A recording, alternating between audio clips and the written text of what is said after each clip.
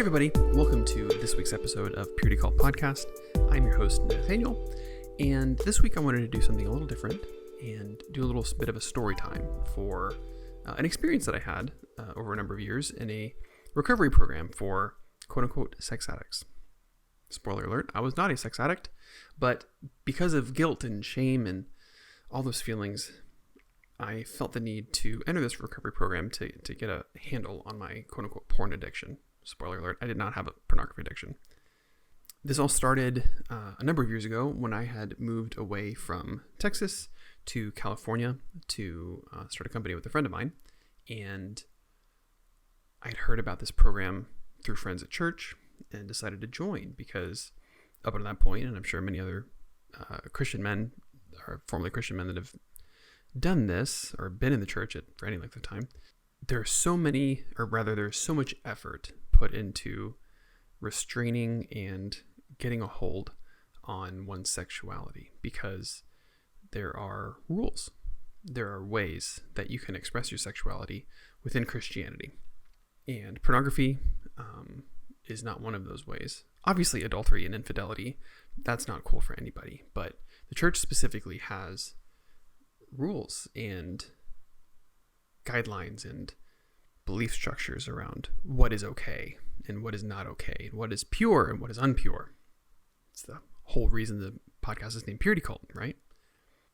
So I joined this program called Avenue for Men, and at the time, and I'm still pretty sure for the most part it still is, but it was a regional program started in, I think, Redwood City, California, which I was in Vacaville at the time, which is probably about an hour, 2 hours away, something like that. And this program differed, to its credit. I want to open with, I don't want to say that this program was awful or atrocious, in broad strokes. It wasn't. There were many good things that I derived from it. There are also plenty of awful things that are associated with it as well. But what differs about this particular program from others, like Every Man's Battle, for instance, is it's much more structured like a 12-step program. It's not explicitly a 12-step program, but in its nomenclature, there are 4 tiers that you have to progress through to complete the program. And there's obviously an emphasis on celibacy and restraint. In its view, the only acceptable expression of sexuality is within marriage, within the confines of marriage, and within relationship to your wife, and whatever they've agreed is allowable between the two of you, which on its face, that's fairly permissive, at least within the marriage context. But for me as a single man at the time, or single person, I was amongst those that had to remain celibate. There were no acceptable expressions of sexuality for me as a single individual. And for anyone with a libido, that is a difficult pill to swallow. And God knows I tried. Good Lord, God knows I tried. A marker of success within that program, and really any program like that, is the number of days that you're quote unquote sober, that you've abstained from whatever activity, behavior, whatever that you're trying to not participate in. And what makes that so difficult about sexuality is that this is something that's baked into our bodies. We are born with a sex drive, and some folks, and that's in varying degrees, right? I don't want to say that everyone has a strong sex drive. A lot of people don't have a strong sex drive, but from my experience, I have one, and being told that, I don't know, this is the tricky part. I wasn't told that I was less valuable because I couldn't completely abstain. There was, to its credit, a fair amount of language that was affirming and like, no, you're created in the image of God. The Lord loves you no matter what, yada, yada. But, outside of that, there's still shame associated with, I couldn't keep my number up. There's a pun in there if you're looking for it. I remember one night of many nights, this isn't the only time it's ever happened, but I remember one specific night begging and pleading God to please take away this desire from me.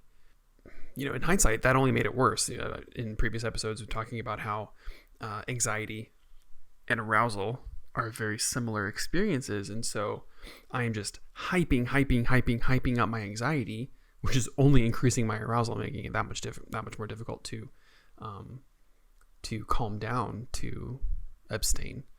But yeah, just begging and pleading, God, please take this away from me. Please take this away from me so that I don't disappoint you. So they don't mess up again or really fuck up again. That I just have this constant reminder that I'm a fuck up because I have a libido. So in my experience in that program as a single man, it was incredibly difficult. And it was also incredibly difficult because there was other men that were able to be successful at complete abstinence, complete celibacy. One man who I looked up to a lot at the time, not saying I don't look up to, it's different now. I'm not sure how to process it yet. He was able to be completely celibate, and he was very much a spiritual leader within that program. I know Christianity isn't unique in this aspect. There's plenty of other spiritual systems that prioritize celibacy or some form of abstinence, and it's clearly possible for people to abstain, and he was able to do it. So he was very much a guiding light to be like, or at least an example of, yes, it is possible. And so being in a group where there are men who are able to abstain and continually fail like that, God, it brought about so much shame. I was proud of myself. I made it 48 days. 48 days was the longest I was able to be completely celibate. And, for a long time afterwards, I wasn't sure how to process the relapse, because at the end of those 48 days, or really even what led to the relapse, was that I was in like physical pain. And I'm not talking about like down there. I'm talking like in my chest, and I'm not even talking my heart. It was like physically, it was emotional pain, physically manifest. I was in so much pain, and that was the one way that I knew how to resolve that pain. And it's like, what, did I shoot myself in the foot there? Was I on the precipice of unlocking some spiritual ability that I could have, and if I'd only just held on, if I'd only just not fucked up, then would I have been okay? And to this day, I don't know. But now I don't value celibacy. I mean, I value self-control, and I value the ability to control oneself, but celibacy on its own it's not something I prioritize. Okay, so we've been talking a little bit about my experience, about how one of the problems with programs like that is the number, how long you've been sober for, and how that can create kind of a hierarchy within the system, within the groups, of the people who have maintained their celibacy, have maintained their number to keep going up, and those who haven't. And there's kind of a ranking system in that, where between the people who have and the people who haven't. And in a group where the overwhelming majority of the men are married and able to express, and a handful of us were single, that was difficult. That was really difficult. Now, to also be clear, not all the men were in good marriages, right? I'd say the overwhelming majority of the men who were in there were men who were caught in infidelity, and this was like the last straw. If they did not get a grasp on whatever the fuck they were up to, that was the end of their marriage. And for a large number of those men, that was it. It was a slow and painful death of watching it was just a slow and painful death of the marriage, and they just didn't know it yet. Which is hard to watch, right? One of the things that breaks my heart about this is, within Christianity, because sex before marriage is strictly not allowed, it's just strictly not allowed. And then because of that, if you partake in sexual activity before marriage, you bring baggage into the marriage that you otherwise wouldn't have, because there's guilt and shame of, we tarnished the marriage bed, and that taints the relationship. And there's work that needs to be done to overcome that and get over that, at least for those of us that are shame oriented. I felt bad about activities that I participated in before, and felt that like, oh fuck, this is what ruined my marriage, because we did these things before we got married. We fucked it up, which is absolutely untrue, not remotely factual. But that guilt and remorse still existed. It was still very real. So I was in the program for about 3 years. Like I said, longest I was able to maintain my celibacy was for 48 days. Beat myself up over myself. I beat myself up routinely because I couldn't maintain abstinence. And now looking back on it, it's like, of course I fucking couldn't. I didn't want to. I don't value that as a person. Like I value sexuality and I value pleasure and being able to experience that. So of course I, like, deep down in myself, I'm going to rebel. I'm doing air quotes for those not watching, against that, because that is not in me. So looking back on those 3 years, you know, it was to some degree 3 years of torture. God, it's hard to describe, because what would I have been doing otherwise? I didn't have a sexual ethic that would have allowed that behavior to continue. And so outside of the program, I was still beating myself up because I couldn't control myself. I couldn't. And when I say couldn't control myself, meaning just like I had a libido and wanted to feel good. You know, I wasn't doing anything heinous. I wasn't doing anything illegal. I was just a human being. And both in and out of the program, both before and after the program, beating myself up over just a normal human experience. And the church has just put so much shame into being a human being. Ultimately and concisely, I'd say that's just that's the harm that's done in those environments, is that I was ashamed of myself for being a human being. What an awful, awful thing. Ultimately, I left.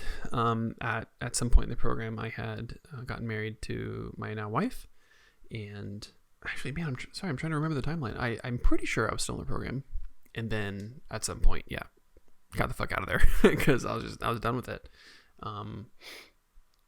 There were a number of beliefs within the teachings of the program that were incredibly harmful. Like, once you got to a certain point that, you know, pat myself on the back, a few people get to, tier 4. I'm pretty sure someone different wrote tier 4, because the language in tier 4 changed pretty significantly. But anyway, they teach you not good forms of humility. One of the examples is, are you a snake or are you a worm? And they teach, as a child who was neglected and as a person who was abused as a child, like, they continue to perpetuate abuse and really just awful self-image, which is endemic in Christianity, especially Calvinist fucking theologies. And so they teach you and try to beat it into you that you're just this awful worm, right? Something to be stepped on, something to be crushed. And they have all sorts of language about being a warrior and fighting for the good fight and yada yada. And they try to have you hold both of those beliefs simultaneously. And once it got to that point, I was already, gritting my teeth through tiers 1 through 3. That was already challenging enough to get through. And tier 4 just was like, no, fuck it, I'm out. I don't believe this about myself. I'm not going to believe this about myself. There was still at least a little shred of, I don't want to say dignity, but just survival of I cannot believe these things because this is going to break me. This is in not a good way. So what are the problems with this system? What's the problem with groups like this? Well, I'll say the group itself isn't necessarily bad. I see so much value in group work. I have experienced a lot of beautifully intimate moments with other human beings in groups like this. I treasure and value groups because just the intimacy that is able to be shared in these groups is like none other that you'd seen, because everyone is there with intention. This isn't just a go out and drink with friends on a Friday night group. This is like, hey, I am trying to radically change my life and I need help. And the brotherhood that's there in that specific case, they were some of my absolutely closest friends because I shared my deepest and darkest secrets with these people, things that I've said to no one else. And having that level of unconditional acceptance is, I think, to some degree, something that we are all as human beings looking for. So I definitely don't look back and say that the group itself was bad, but it's the belief systems within the group that really start to muck things up. I remember once upon a time, I was studying to be a therapist. Very very briefly. I only took 3 courses, but I mean, those 3 courses on their own were highly influential on my life. The first one was intro to therapy, just basically what are the basics of being a therapist. The other one was legal and ethics, so like what do I have to comply with as far as the law is concerned, and then what are the ethics of being a therapist and how do you conduct yourself. And the third one was group counseling, like how do you manage therapy within a group setting. And my God, the professor for that course was a dynamo. They were, sorry, tearing up a little bit. We literally practiced what they taught. So we would have lecture, and then we would break off into individual groups where we would practice. We would try these techniques out, and there's one particular night where we're in a group, and I don't even remember exactly what the question was that led to this, but it may have been something like what would a client perceive in you, or something like that. And there's one woman there that was, at the time, I had perceived to be very hoity-toity and uptight. And I'm sharing with them that I think that they let their faith get in the way of listening and hearing what someone might be sharing with them. And as I'm sharing that, I am physically trembling and my voice is shaking because I am terrified to be sharing this information with them. And I can psychoanalyze that. That's not for this time, but all that is to say I was terrified. And the group leader had paused and thanked me for my bravery and courage. And I was caught off guard, not the response that I was expecting whatsoever, but clearly acknowledging that I had a ton of fear. I had terror, literal terror, in trying to share this information that I was pushing through in order to provide perspective to this person. And this is the value in group work, or at least it's an example of things that happen in groups. If we weren't in that group, the group as the whole would not have been able to learn to identify that. The value and beauty of group work, it's not that the individuals in the group are individually patients or the people being seen by the therapist. The group is. The group itself is the entity that the therapist is working with. And when things happen in group, you acknowledge them in group, that it's not something that you pull a person off to the side to praise them individually in private. Or if someone is acting inappropriately, you call that out within the context of the group for the safety of the group, so that the group knows I will be safe if someone acts out towards me. The therapist in the group will protect me, and that builds safety within the group. Yeah, I'm losing my train of thought here, sorry. But trying to drive the point home. Group work has a very special place in my heart, clearly.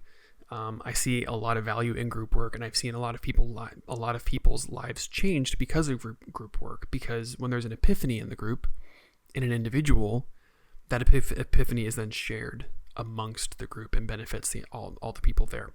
So during my time there, the epiphanies that I had were incredibly powerful because I was able to share that information with the group, and then the life change that the group went through, the individuals in the group went through, got to be shared with me, and I got to see people's lives changed over time. I got to experience their victories. I got to experience their failures and encourage and build them up, which is making me tear up at the moment just thinking about it, which, to be honest, hopefully is what I would love to foster here. I want to encourage you and provide a light for you, hopefully, through this project and this whatever the fuck this will be. Well, I'm having trouble thinking right now, so I think I'm going to pause it here. I did some digging and I found my tier 4 documents, so I think I'm going to read through those and see if we can do a little bit deeper dive into this, share some more content there, and yeah, until then, I'll see you guys next time.